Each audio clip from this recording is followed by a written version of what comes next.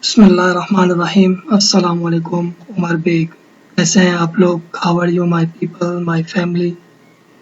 Today we are going to upgrade from Oracle Apex 22.2 to Oracle Apex 23.2 with database 19C pluggable in Windows 10 इंशाल्लाह। आज हम ये सीखेंगे कि किस तरह से Oracle Apex 22.2 को Oracle Apex 23.2 में तब्दील किया जाता है डेटाबेस 19C प्लगेबल के साथ Windows 10 के होते हुए। Stop running previous version of Oracle Apex which is Oracle Apex 22.2, जो हमारा पिछला वर्जन है Oracle Apex 22.2 का, उसको हम बंद कर देंगे। Exit कमांड प्रॉम्प्ट से बाहर निकल आए।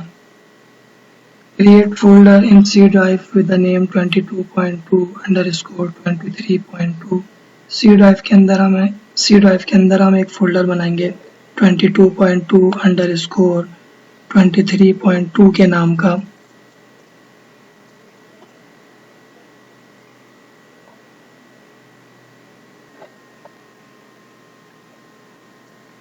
Download Oracle Apex 23.2 through this link. Oracle Apex 23.2 को इस लिंक के जरिए से डाउनलोड कर लें।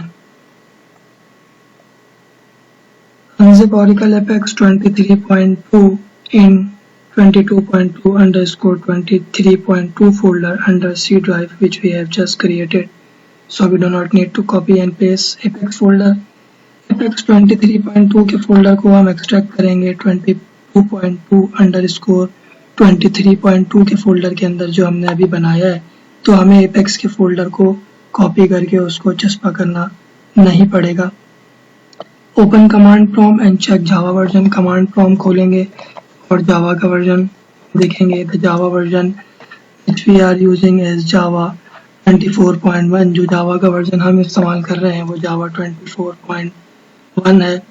For ORDS 22.1 to 25.1 we need to install at least Java 11। ORDS 22.1 से लेके ORDS 25.1 तक के लिए हमें कम से कम Java 11 को अपने सिस्टम में इंस्टॉल करना पड़ता है। Open command prompt and reach where new version of Apex folder is available which is Oracle Apex 23.2 and it is available under 22.2_23.2 folder। Command prompt खोलेंगे और वहां जाएंगे जहां Apex का फोल्डर मौजूद है, जहां Apex के नए वर्जन का Apex का फोल्डर मौजूद है। वहां जाएंगे जहां Apex का फोल्डर मौजूद है। New version of Oracle Apex which is जो कि Oracle Apex 23.2 है। रन दिस कमांड, ये कमांड चलाएंगे। कनेक्ट विद SSDBA, कनेक्ट हो जाएंगे SSDBA से। Run this command show PDBS। We run this command before every Apex script in order to make sure whether we connect with pluggable database or not. If we connect with a pluggable database, we can run Apex script. If not, then we have to connect with pluggable database first while running this command and then run Apex script. अब हम show PDBS की command चलाएंगे। show PDBS की command चलाएंगे। show PDBS की command हम तमाम Apex के स्क्रिप्ट्स को चलाने से पहले चलाते हैं ताकि तसल्ली कर लें कि हम प्लगेबल डेटाबेस से कनेक्ट हैं या नहीं है। अगर हम प्लगेबल डेटाबेस से कनेक्ट हैं तो हम Apex का स्क्रिप्ट चलाएंगे। अगर हम प्लगेबल डेटाबेस से कनेक्ट नहीं है तो पहले हम प्लगेबल डेटाबेस से कनेक्ट होंगे ये कमांड चला के और फिर Apex का स्क्रिप्ट चलाएंगे। और जब हम ये कमांड चलाएं तो हम ये तसल्ली कर लें कि सेशन ऑर्डर लिखा हुआ आ गया है। अगर नहीं लिखा हुआ आया तो पहले हमें सिस्को यूजर से कनेक्ट होना पड़ेगा और फिर हम ये कमांड चलाएंगे। And when we have run this command, we make sure that session altered appear. If not, then we have to connect with the sys user first and then run this command. Now create table space with the name Apex232. Here Apex232 is a table space name. You can define it from your choice. We name it after Oracle Apex 23.2. अब हम table space बनाएंगे।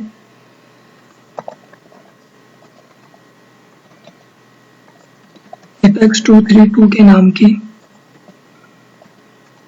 जो कि हमारे नया version है Oracle Apex 23.2 उसके नाम से मुमासलत रखती है, उसके नाम से मुमासलत रखती है।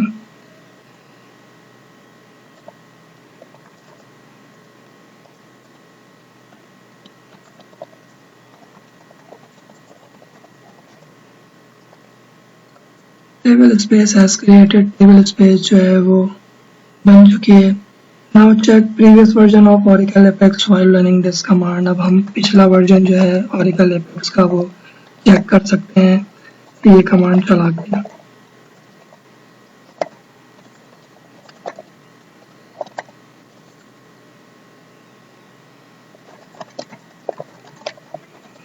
Commit a mistake, so this command will not run.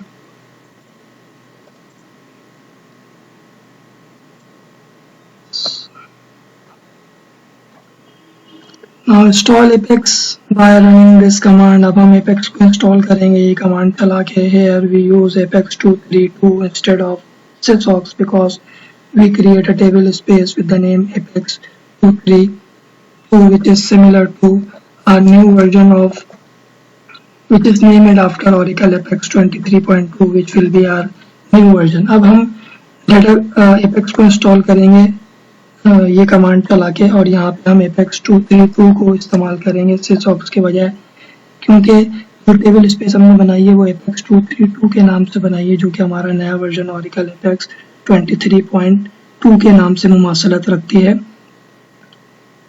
Whatever name you given here, you will use the same name, you will use same name over here। आपने जो भी टेबल स्पेस बनाई है आप वही नाम यहाँ पे इस्तेमाल करेंगे।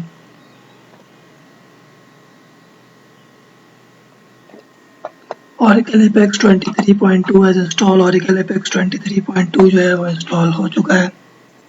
एग्जिट कमांड प्रॉम्प्ट से बाहर आ जाए।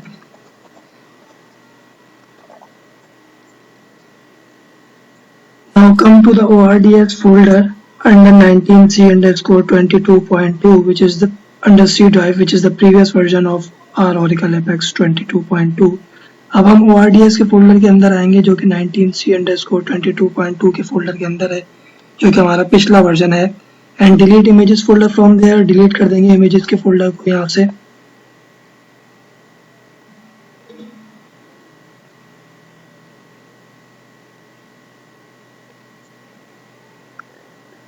Now come to the Apex folder under 22.2_23.2 which is the new version of Oracle Apex 23.2।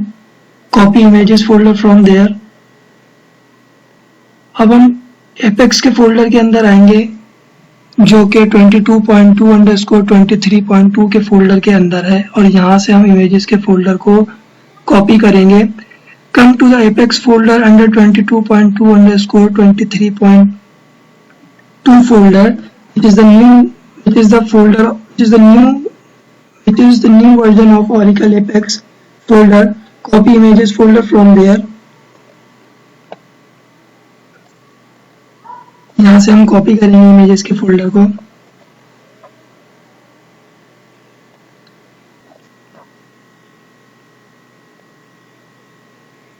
And paste it to this path, और इस पते पे उसको चस्पा करेंगे। And paste it to this path, और इस पते पे उसको चस्पा करेंगे।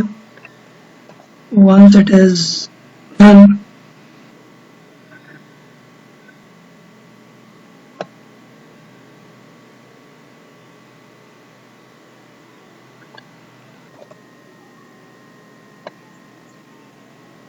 open command prompt with administrator rights and reach where bin folder is available under ORDS folder। अब हम कमांड प्रॉम्प्ट खोलेंगे और वहां जाएंगे जहां बिन का फोल्डर मौजूद है, ORDS के फोल्डर के अंदर, और वहां जाके हम ये कमांड चलाएंगे। when we reach there, run this command।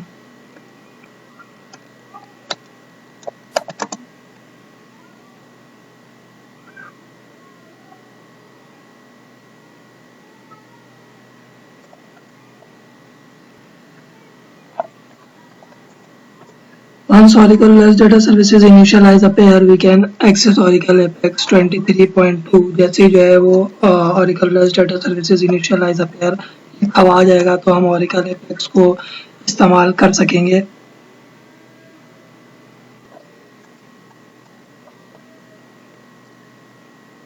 Oracle Apex 23.2 as available। Oracle Apex 23.2 जो है वो मौजूद हो चुका है।